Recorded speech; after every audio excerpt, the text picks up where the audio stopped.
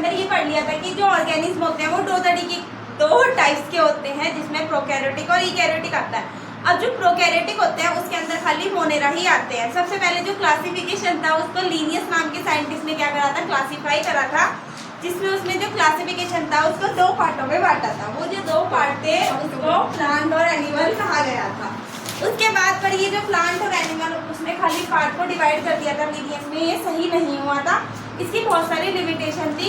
ये यूनिसेलुलर और मल्टीसेलुलर के बीच में डिफरेंस नहीं बता पाया था, और क्या कहते हैं, मिशनरी रिप्रोडक्शन के बारे में भी नहीं बता पाया था, और ना ये बता पाया था कि कौन से प्लांट फोटोसिंथेटिक होते हैं, कुछ प्लांट क्या होते हैं, नॉन फोटोसिंथेटिक होते हैं।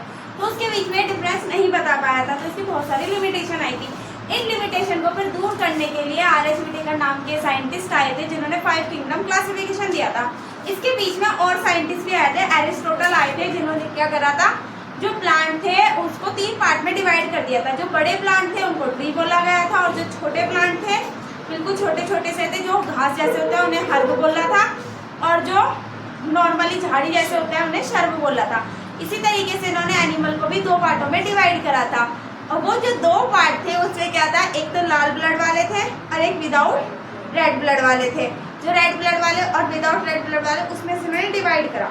इतने सारे जो डिवीजन क्लासिफिकेशन हुए उसके बाद एक क्लासिफिकेशन आया जिसे आर.एच. व्हिटेकर का क्लासिफिकेशन 5 किंगडम ऑफ क्लासिफिकेशन कहा गया, जिसमें मोनेरा, प्रोटिस्टा, फंजाई, प्लांटी और एनिमेलिया को रखा गया।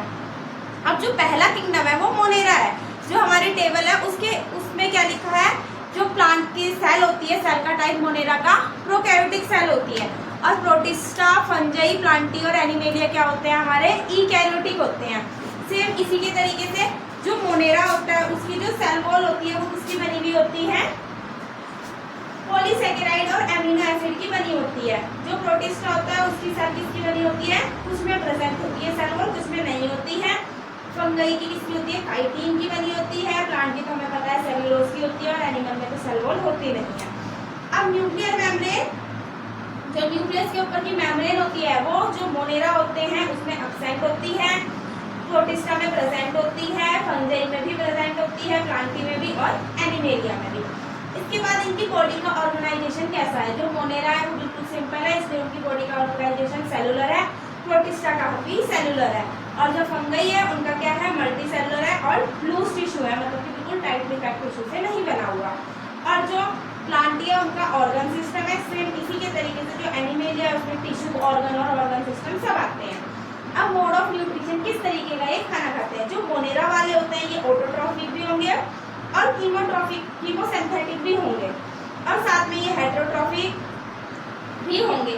सेम इसी के तरीके से जो प्रोटिस्टा होता है ये ऑटोट्रॉफिक भी होगा और हेटेरोट्रॉफिक भी होगा।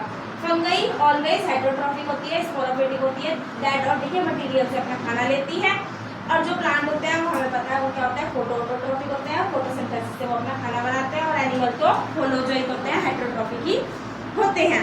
अब इसके बाद जो हमने नेक्स्ट पढ़ा था उसमें हमने आर.एच. व्हिटेकर ने अपने क्लासिफिकेशन में कौन कौन सी चीज़ों को मेन मोटिव दिया था, वो क्या था, सेल का ऑर्गेनाइजेशन कैसा है, सेल का स्ट्रक्चर कैसा है, मोड ऑफ न्यूट्रिशन कैसा है, रिप्रोडक्शन और फाइलोजेनी रिलेशनशिप क्या होता है। इसके बाद इन फ्यूचर में आने वाले समय में जो मोनेरा है उसको 2 डोमेन में बांटा जाएगा। अभी तो हमारा क्लासिफिकेशन 2 ही डोमेन का है, फिर बाद में मोनेरा को भी 2 डोमेन में बांट देंगे। टोटल जो क्लासिफिकेशन में 3 डोमेन हो जाएंगे, एक डोमेन में ये सारे रहेंगे और ये वाला मोनेरा खुद से 2 भागों में डिवाइड हो जाएगा। तो हमारा जो क्लासिफिकेशन हो जाएगा वो 6 किंगडम ऑफ क्लासिफिकेशन हो जाएगा। अब इसके अंदर क्या है, जो हमारा पहला पार्ट है वो क्या है, मोनेरा। मोनेरा के अंदर सारे के सारे जितने भी बैक्टीरिया हैं उन सबको हमने मोनेरा के अंदर रखा हुआ है। अब इसमें क्या होता है, मोस्ट अबेंडेंट जितने भी माइक्रो ऑर्गेनिज्म है वो सब मोनेरा में है, और इसमें जो बैक्टीरिया होते हैं हमें पता है हमें आसपास सारी जगह बैक्टीरिया देखने को मिलते हैं। अगर हम नॉर्मली अपने हैंड को एक मिट्टी में डालेंगे और देखेंगे तो 100 से भी ज़्यादा बैक्टीरिया हमारे नॉर्मल हैंड में आ जाएंगे। अब जो हम ये बैक्टीरिया होते हैं ये बहुत एक्सट्रीम क्लाइमेट में क्या कर सकते हैं, सर्वाइव कर सकते हैं। और वो जो एक्सट्रीम क्लाइमेट है इसका मतलब क्या है, बिल्कुल हॉट स्प्रिंग में, डेजर्ट में, समुंदर के अंदर भी, स्नो में भी, हर जगह ये देखने को मिलेंगे। जहाँ पे मोस्टली लाइफ पॉसिबल भी नहीं है वहाँ पे भी मोनेरा में जो बैक्टीरिया है वो देखने को मिलेंगे। ये जो बैक्टीरिया होते हैं ये बॉडी के ऊपर और बॉडी के अंदर कहीं पे भी रह सकते हैं। उस वाले ग्रुप को क्या बोलते हैं, पैरासाइट की फॉर्म में। अगर हमारी बॉडी के अंदर है तो उसे एंडो पैरासाइट कहेंगे, अगर बॉडी के ऊपर है तो एक्सो पैरासाइट के रूप में ये रहते हैं।